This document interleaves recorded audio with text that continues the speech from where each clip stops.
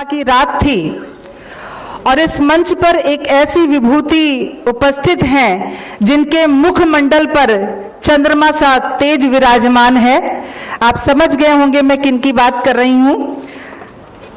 अत्यंत भाग्यशाली हैं हम कि हमारे बीच जगत गुरु रामनंदाचार्य स्वामी राम दिनेशाचार्य जी की उपस्थिति है। आपने 7 वर्ष की आयु से ही राम जन्मभूमि प्रकरण में सहयोग किया है। सनातन एवं हिंदुत्व की रक्षा के लिए लगातार सक्रिय हैं।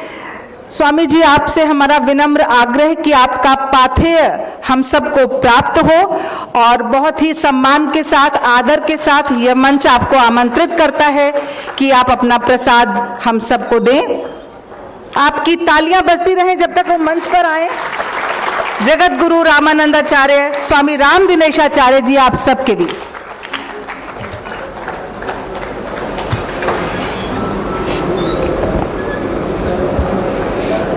जय श्री राम, जय श्री राम। ऐसे थोड़ी मथुरा और काशी मिलेगा। जय श्री राम। मंच पर विराजमान इस कार्यक्रम की अध्यक्षा रंजना अग्निहोत्री जी, इस कार्यक्रम के संयोजक श्री कुलदीप तिवारी जी, राम कथा के द्वारा मानव के हृदय के कालुष्य को मिटाने वाले और भक्ति की धारा ओतप्रोत करने वाले परम श्रद्धेय प्रेम मूर्ति श्री प्रेम भूषण जी, मंच पर विराजमान मैं नाम से जिनके परिचित नहीं हूँ, आपने उपन्यासकार अभी नीरजा माधव जी और अभी जिनकी वाणी से आप सब बड़े उत्साहित हो रहे थे और जिन्होंने आप सबको विश्वास दिलाया कि भगवान श्री राम की जन्मभूमि की तर्ज पर ही काशी विश्वनाथ में भी हम भगवान शिव की स्थापना करेंगे, उन्होंने भी आपको वक्तव्य दिया। आप सब पधारे हुए यहाँ सम्मानित जनता जनार्दन, मैं इस कार्यक्रम में आया और लगभग आज से 25 वर्ष पूर्व रंजना दीदी से हमारी प्रथम भेंट गुरु जी के साथ में हुई थी। वो काल था जब राम जन्मभूमि के लिए पूज्य गुरुदेव भगवान साकेतवासी जगत गुरु रामानंदाचार्य स्वामी हरयाचार्य जी महाराज, उनका बयान हो रहा था। उस काल में हमारी भेंट दीदी जी से हुई। आपने सबको सुना और बहुत सारी चिंताएं लोगों की हैं कि हमें अपने भारत की आत्मा मंदिरों को पुनः प्राप्त करना है। जो हमारी जन आस्था के प्रस्थान बिंदु हैं, पुनः उसकी तूलिका पर हमें विराजमान होना है। मुगलों का आक्रमण, डचों का आक्रमण, पुर्तगालियों का आक्रमण, अंग्रेजों का आक्रमण, यवनों का आक्रमण, खसों का आक्रमण इस देश ने झेला है और उसके बाद भी हमारी संस्कृति आज विश्व के लोग अपनाना चाहते हैं। अभी आपने देखा कि ऋषि सुनक ने जब मुरारी बापू के मंच पर कहा कि मैं एक हिंदू हूं, तो मुझे लगता है कि पूरे विश्व ने उसको ध्यान से सुना होगा। हिंदू होने का बड़ा व्यापक अर्थ है और हिंदू ही एक ऐसी विचारधारा है जो विश्व को मानवता का संदेश दे सकती है। हिंदू ही एक ऐसी छत्र छाया है जिसके नीचे पूरा विश्व शांति, सौहार्द और सानंद प्राप्त कर सकता है, क्योंकि हिंदू एक विचारधारा है। हमारे यहाँ वसुधैव कुटुंबकम सब जानते हैं और हमारे यहाँ जयकारा होता है कथा में तो कहते विश्व का कल्याण हो। विश्व के कल्याण की भावना अगर अंतर्हित है किसी धर्म में, बाकी तो कोई धर्म नहीं है, पंथ हैं, संप्रदाय हैं, मजहब हैं, पर जो धर्म है, धर्म का अर्थ होता है ध्रियते इति धर्म, जिसके धारण किया जाए, जो धारणा में बस जाए उसे धर्म कहते हैं।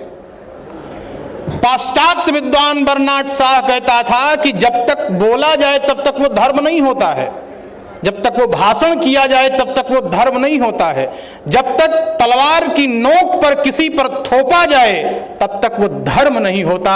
धर्म जिस दिन हमारे विचार में आ जाए उसी दिन धर्म धर्म होता है। और विचारों के धर्म की बात है, जब कोई आपसे श्रेष्ठ आ जाए उसको देखकर आप नतमस्तक हो जाएं, उसको देखकर आप अपना आसन छोड़ दें, उसे देखकर, बुजुर्ग को देखकर अपना आसन छोड़कर आप खड़े हो जाएं। ये आपकी विचारधारा का धर्म है जो दुनिया का कोई व्यक्ति समाप्त नहीं कर सकता है। और अभी बड़ी चिंता है इस समाज की। एक बात मेरे मन में आता है कि जितना नुकसान ना इस्लाम ने किया, ना पुर्तगालियों ने किया, ना अंग्रेजों ने किया, उतना ज्यादा नुकसान अपने धर्म का हम लोगों ने किया। और अगर देखना है तो देख लो, दुर्गा पूजा का विसर्जन जब होता है, पूरी दुनिया को हम क्या संदेश देना चाहते हैं? कुछ मनचले शराब पी करके और गंदे गानों पर नाच कर पूरे समाज को हम कौन से हिंदुत्व का पाठ पढ़ाना चाहते हैं? जब हम कांवड़ की यात्रा निकालते हैं पूरा रोड जाम होता है और कोई व्यक्ति परेशान होकर उसमें चला जाए तो उसको मार पीट के उसकी गाड़ी तोड़ दी जाती है, और फिर हम कहते हैं कि हम धर्म के ठेकेदार हैं। हमारा विचार बदल गया, बाणी बदल गई, कपड़े बदल गए, आइडियल बदल गया। क्यों बदल गया? हम बड़ी ऊंची ऊंची बातें करते हैं क्या, लेकिन अपने बच्चों को हम किसी संस्कृत के स्कूल में डालना चाहते हैं? प्राचीन शिक्षा पद्धति से, गुरुकुल शिक्षा पद्धति से कितने लोग अपने बच्चों को पढ़ाना चाहते हैं?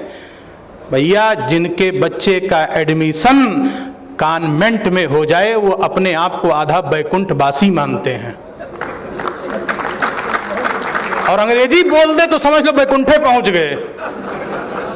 और उसके बाद हम बात करें राष्ट्रहित की, हम बात करें एकात्मकता की, हम बात तो कर सकते हैं, बात करने में कुछ नहीं जाता है, लेकिन उस पर चलें ये बहुत महत्वपूर्ण है। और वो चलने के लिए सबसे पहले एक सुंदर लाइन है, हम सुधरेंगे तब जग सुधरेगा, जग सुधरेगा तब हम नहीं सुधरेंगे। सुधार स्वयं से प्रारंभ करना होगा। और ये जो लोग बोल रहे हैं कि सनातन धर्म ये है और ये है, इनके बोलने से क्या होता है? आज से थोड़ी बोला जा रहा है, बहुत दिन से बोला जा रहा है। लेकिन सनातन धर्म जो है, विचारों का धर्म, कभी मिटता नहीं है। और भगवान श्री राम उस उन्नायक शिखर के सर्वश्रेष्ठ प्रेरणादायक हैं, क्योंकि जापान, इंडोनेशिया, थाईलैंड, जिम्बाब्वे, आप जहां देखो वहां पर रामायण लिखी जाती है और राम के आदर्शों को स्वीकार किया जाता, इसलिए क्योंकि राम जी परमात्मा थे, भगवान थे, इसलिए नहीं क्योंकि भगवान श्री राम मानवता के सबसे उच्चतम शिखर पर किसी मर्यादा को स्थापित करने वाले थे, तो वो परमात्मा राम थे, जिन्होंने भाषण नहीं दिया है। अयोध्या के सिंहासन पर बैठकर उन्होंने भाषण नहीं दिया है। कंकरीले पथरीले जमीन पर शिरस्त्राण पदत्राण विहीन होकर किसी राजा महाराज तालुकेदार को गले नहीं लगाया, समाज के अंतिम पायदान पर बैठे हुए केवट को अपने गले लगाया है। अयोध्या से निकलने वाला वो राजकुमार जिनके लिए कहा जाता चक्रवर्ती श्री दशरथ के पुत्र हैं, सूर्य जहां से निकले अस्त तक जहां राज्य हो वहां का उत्तराधिकारी निकलता है तो क्या उसके पीछे लोग नहीं खड़े होंगे? छोटे छोटे तालुकेदार खड़े होंगे, छोटे छोटे राजा खड़े होंगे। सेटिंग बना ले, कल तो राम 14 वर्ष के बाद राजा हो जाए तो अच्छा डिपार्टमेंट हमको मिल जाएगा। बनाया होगा लोगों ने। पर भगवान श्री राम जानते हैं कि रामराज्य किसी बड़े आदमी, तालुकेदार और किसी राजा से मिलने से नहीं होगा। रामराज शोषित, पीड़ित, वंचित, पिछड़े और जिनके राज्य और अस्मिता का हरण करने वाले रावण और फिर चाहे वो बाली हो, उसके सामने अपने पैर पर सुग्रीव जैसे और बंदर भालुओं को खड़ा कर दिया जाएगा। रामराज्य की परिकल्पना उसी दिन सार्थक हो जाएगी। और राम इसलिए इस देश की आत्मा है, क्योंकि राम जी हमारे भाषण नहीं करते, राम जी अपने व्यक्तित्व का निर्वाहन करते। और एक शब्द आता है मर्यादा पुरुषोत्तम है भगवान। पर ये मर्यादा पुरुषोत्तम बने कैसे? मर्यादा पुरुषोत्तम बनने के लिए सबसे बड़ी चीज है भगवान श्री राम में शील है, भगवान श्री राम में क्षमा है। जिस लंका का राज्य रावण ने 10 बार महादेव को सर समर्पित करके प्राप्त किया, उसी राज्य को भगवान श्री राम ने संकोच में पड़ करके सकुच कर विभीषण को बिना किसी कारण दे दिया। ले जाओ, सकुच दीन है रघुनाथ, संकोच में कि मैं तुम्हें कुछ दे नहीं पा रहा हूं। इस राष्ट्र की आत्मा भगवान श्री राम है, और जब भगवान श्री राम की स्थापना हो गई, जन्मभूमि 500 वर्षों संघर्ष के बाद उस गुलामी को मिटा करके अपनी भारतीय अस्मिता के चिन्ह को कायम करने में आप सबके सहायता से कामयाबी मिल गई है, तो अब भगवान कृष्ण और काशी विश्वनाथ की कामयाबी पूरी दुनिया में कोई रोक नहीं सकता है। उसके लिए तैयारी ये करना होगा कि हम मंदिर तो बना लेंगे, पर मंदिर के साथ साथ अपने चरित्र के निर्माण की चिंता कौन करेगा? अभी कह रहे थे कि जीन्स पैंट पहनकर और सिगरेट पीते हुए सड़कों पर रात में बाइकर्स लड़के और लड़कियां घूमती हैं, हम किस मंदिर को बनाएंगे? उस मंदिर में जाने वालों का चरित्र कैसा होगा, इसका चिंतन कौन करेगा? मैं संस्था से चाहूंगा कि जिस प्रकार से काशी विश्वनाथ, मथुरा और अयोध्या के चिंतन का ये शिविर आज यहाँ संयोजित हो रहा है, ऐसे ही चरित्र निर्माण के लिए भी एक शिविर का आयोजन करें। मैं उसमें भी उपस्थित रहूंगा। आप सबको बहुत बहुत धन्यवाद है। इस कार्यक्रम के समस्त आयोजक प्रयोजक को धन्यवाद है। दीदी जी को धन्यवाद है जो 20-25 वर्ष के बाद आज इस मौके पर उनसे भी मिलने का अवसर प्राप्त हुआ। बहुत बहुत धन्यवाद। जय सिया राम।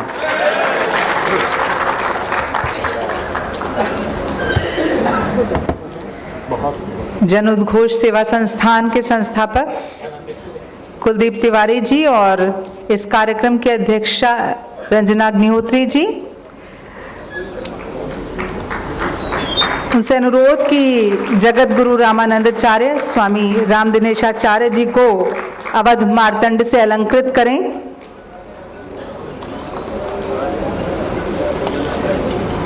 जन उद्घोष सेवा संस्थान का ये प्रयास अत्यंत सार्थक है। जैसा कि आप गुरु जी ने अभी कहा, उनके मार्गदर्शन में निश्चित रूप से यह संस्थान उनके कहे अनुसार इस दिशा पे भी कार्य अवश्य करेगा।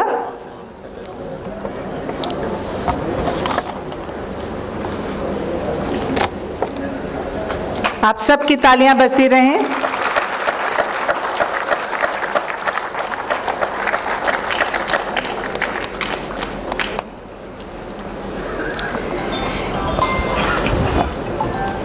अब मैं गुरुजी प्रोफेसर पवन सिन्हा जी, जो कि स्वामी विवेकानंद के अनुयायी हैं,